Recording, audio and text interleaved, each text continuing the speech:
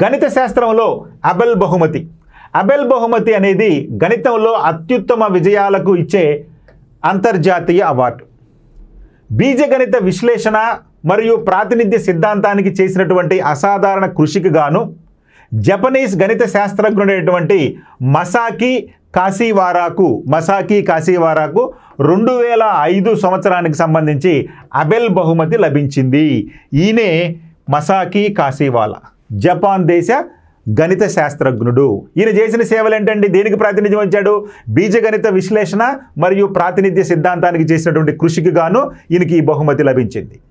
ఆధునిక గణితంపై గణనీయమైన ప్రభావాన్ని చూపిన డి మాడ్యూళ్లను అభివృద్ధి చేయటంలో మరియు క్రిస్టల్ బేస్లను కనుగొనటంలో ఆయన చేసిన కృషికి గాను Norwegian academy of science and letters ఈయనకు ఈ అవార్డును ఎంపిక చేసింది. సో ఎవరు ఎంపిక చేశారండి? Norwegian academy of science and letters అనేటువంటి సంస్థ ఈయనను ఈ యొక్క అబెల్ బహుమతికి రికమెండ్ చేయడం అనేది జరిగింది.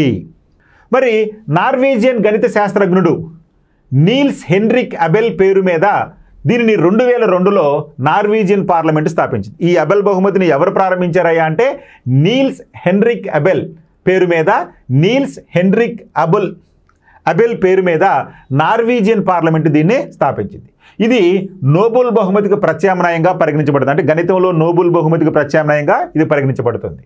మరి ఇది గెలుపొందినటువంటి వారికి లేదా ఈ అవార్డు వచ్చినటువంటి వారికి 7.5 మిలియన్ నార్వీజియన్ క్రోనర్ అంటే సుమారు $7,20,000 నగదు బహుమతిని విజేతకు అందజేస్తారు. చూడండి, $7,20,000 డబ్బుని ఈ యొక్క బహుమతి పొందినటువంటి వారికి ప్రదానం చేయడం అనేది జరుగుతుంది.